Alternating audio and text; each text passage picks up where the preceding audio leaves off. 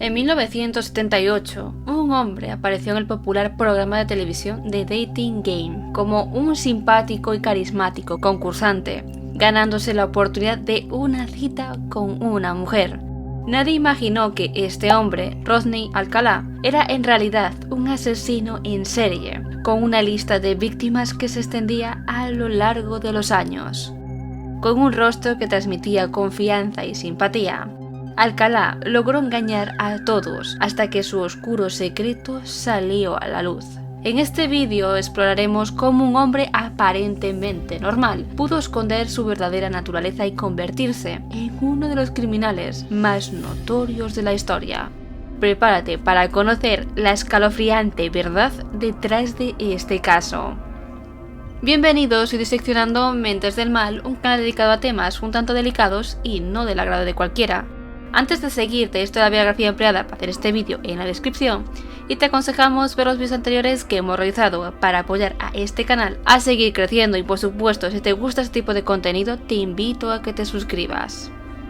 Rodney Alcalá nació como Rodrigo Jacques Alcalá Bucher el 23 de agosto de 1943 en San Antonio, Texas. Parecía tener una vida común, pero detrás de su apariencia había una personalidad oscura en desarrollo. Criado en una familia de origen mexicano, su vida dio un giro significativo en 1951, cuando la familia se mudó a México.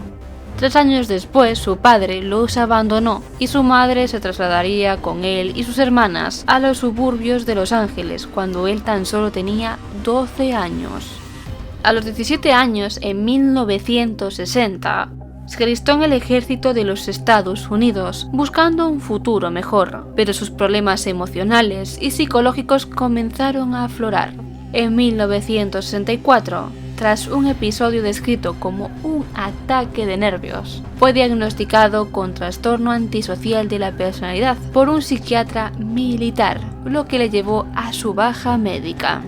Con el paso de los años, otros expertos sugerían diagnósticos más complejos, como trastorno narcisista y trastorno límite de la personalidad.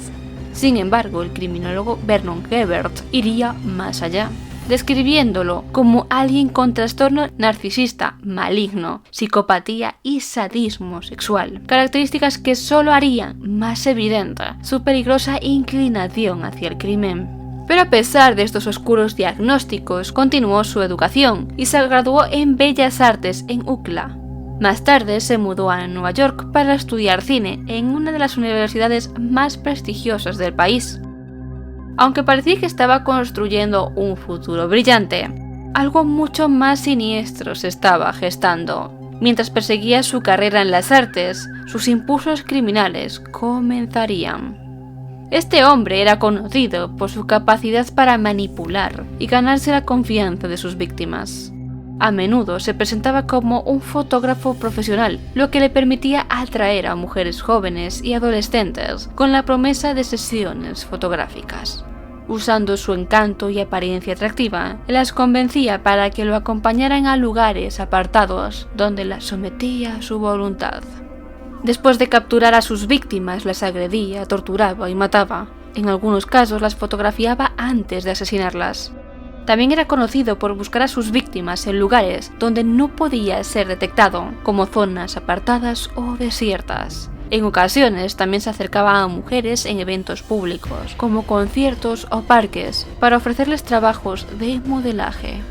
El primer encuentro con la ley ocurrió en 1968, cuando fue señalado en un caso de abuso infantil. Un automovilista alertó a la policía después de verlo cómo atraía a una niña de 8 años, Tali Shapiro, hacia su apartamento.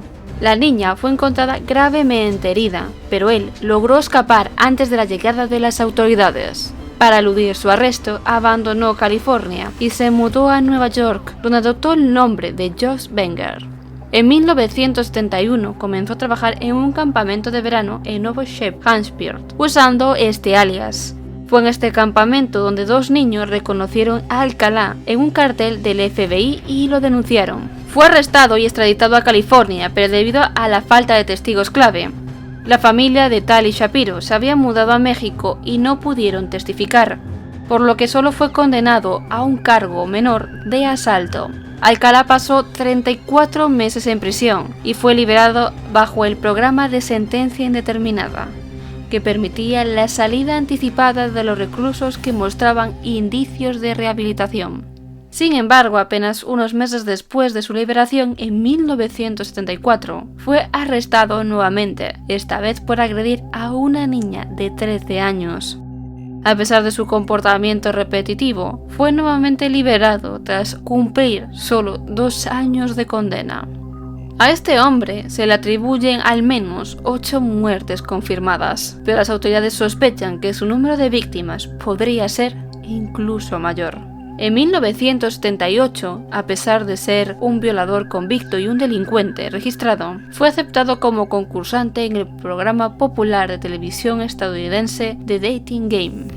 Para ese entonces ya había cometido al menos 2 asesinatos en California y otros 2 en Nueva York. Sin embargo, su participación en el programa pasó desapercibida para la audiencia y los productores, quienes desconocían por completo su oscuro historial. El anfitrión Jim Lange presentó a Alcalá como un fotógrafo de éxito y detalló su historia de vida, asegurando que su carrera comenzó a los 13 años. Entre sus pasatiempos, Alcalá mencionó actividades como paracaidismo y motociclismo, lo que le hizo parecer un hombre interesante y aventurero ante los ojos de los televidentes. El actor James Mills, quien compitió contra Alcalá en el programa como soltero número 1, lo describiría más tarde como un tipo muy extraño, con opiniones extrañas. A pesar de la extraña impresión que dejó en algunos de sus compañeros, sorprendentemente ganó el concurso y se ganó una cita con la soltera Cheryl Bradshaw.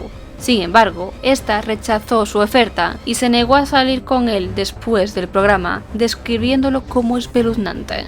Este rechazo pudo haber tenido un impacto profundo en Alcalá, según los expertos en criminología. De hecho, el perfilador criminal Paul Brown sugirió que este episodio de rechazo pudo haber exacerbado los impulsos violentos de Alcalá, quienes, como muchos otros asesinos en serie, no suelen lidiar bien con el rechazo. Brown explicó que este rechazo podría haber sido interpretado como un desafío personal, alimentando su furia y su necesidad de venganza. Según Brown, este continuaría su rastro de crímenes tras su aparición en el programa, asesinando a Robin Sansow y al menos a otras 2 mujeres. La especulación de que el rechazo de Bradshaw podría haber sido un factor desencadenante refleja cómo para Alcalá este rechazo pudo haber contribuido a la intensificación de sus acciones violentas. Sin duda, su participación en un programa tan popular de la televisión, sin que nadie supiera su verdadera naturaleza, añade una capa más de horror a su ya aterradora historia. Ya en febrero de 1979, una de las víctimas, Monique, logró escapar. La joven de 15 años estaba posando para el asesino en una zona montañosa aislada, cuando este la golpeó dejándola inconsciente. Al recuperar el conocimiento, la joven se dio cuenta de lo que había sucedido, pero un intento desesperado por escapar logró convencerlo de que no estaba enfadada y que quería seguir una relación con él. Ambos regresaron al coche, continuaron su trayecto. Sin embargo, cuando este se detuvo en una gasolinera para ir al baño, la joven aprovecharía la oportunidad para huir del vehículo y alertar a las autoridades. Lo curioso y espeluznante de este caso es que Alcalá fue liberado poco después de que su madre pagara la fianza. La captura y el juicio fueron procesos largos y complicados, reflejando la complejidad de su caso y la habilidad que tenía para manipular el sistema legal. Alcalá fue arrestado nuevamente en 1979, luego de ser identificado como sospechoso en el asesinato de Robin Sansow, un adolescente de 12 años que había desaparecido ese mismo año. Su cuerpo fue encontrado poco después en una zona deshabitada y la policía logró vincular a este hombre con el crimen gracias a una pista crucial: la declaración de un testigo que lo había visto cerca de la zona de desaparición. Además, se descubrió que Alcalá tenía un historial de agresiones y otros delitos, lo que lo convirtió en el principal sospechoso en varios casos de mujeres desaparecidas. De hecho, cuando fue arrestado en 1979, la policía descubrió una vasta colección de fotos de mujeres y niñas en su apartamento. La colección incluía miles de imágenes, y aunque algunas eran de personas no identificadas, otras mostraban a víctimas conocidas. Guardaba estas fotos como una especie de trofeo, lo que refleja su naturaleza sádica y psicópata.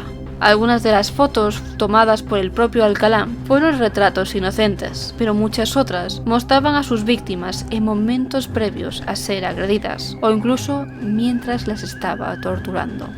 En varios casos, se descubrieron que las fotos fueron tomadas durante las sesiones previas a los crímenes, lo que las convirtió en piezas claves para reconstruir la secuencia de eventos y vincular a Alcalá con sus víctimas.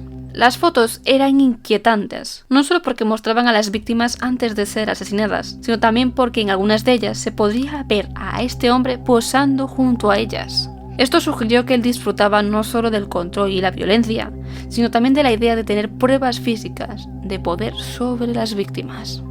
Una de las consecuencias más inquietantes de la colección de fotografías es la existencia de víctimas no identificadas. La policía publicó algunas de las fotos con la esperanza de que el público pudiera identificar a las mujeres y niñas que aparecían en ellas. A pesar de los esfuerzos, algunas de estas personas nunca fueron identificadas y su destino, a día de hoy, sigue siendo un misterio. En 1980, Alcalá fue condenado por el asesinato de 2 mujeres, Cornelia Crilley y Jean Barkoff, pero la sentencia fue anulada en apelación. La razón de esta apelación fue un error legal cometido durante el juicio, lo que llevó a que el caso fuera revisado y Alcalá fuera liberado temporalmente. Durante este tiempo, siguió siendo un peligro potencial para la sociedad, ya que continuó siendo considerado un sospechoso en otros crímenes no resueltos. A pesar de las dificultades legales y el paso del tiempo, en la década de los 2000 la policía continuó investigándolo por otros asesinatos. Gracias en parte a la aparición de nuevas pruebas, en 2003, los investigadores comenzaron a reconstruir los crímenes, utilizando pruebas de ADN y otras evidencias que vincularon al asesino con nuevas víctimas. En 2010, después de más de 3 décadas de juicios y apelaciones, Alcalá finalmente fue condenado por el asesinato de varias mujeres, incluido el de Robin Sansu. Durante este juicio, los fiscales demostraron que él había sido el responsable de al menos 5 muertes, aunque como adelantábamos, se sospecha que su número de víctimas podría ser incluso mayor. A pesar de estas evidencias, su defensa trató de alegar que no era culpable, pero su sentencia era firme. Rodney Alcalá fue condenado a muerte en el año 2010 por los asesinatos cometidos en los años 70 y 80.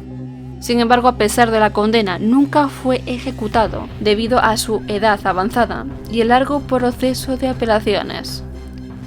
En el momento de su condena, Alcalá tenía 67 años y debido a la lentitud del sistema judicial y a su salud deteriorada, no fue ejecutado en los años posteriores. Permanecería en prisión hasta su muerte, en 2021 a los 77 años. Fallecería por causas naturales en el Centro de Atención Médica de California. A lo largo de su tiempo en prisión, Alcalá continuó siendo un tema de interés para los medios de comunicación debido a su historia escalofriante, su capacidad para manipular a los demás y vinculación con numerosas víctimas. Hasta aquí nuestro vídeo de hoy. Si te ha intrigado esta historia, te invitamos a seguir investigando y descubrir más sobre este misterioso criminal. No olvides suscribirte así como dar like si aún no lo has hecho para no perderte nuestros próximos vídeos. Nos vemos la semana que viene.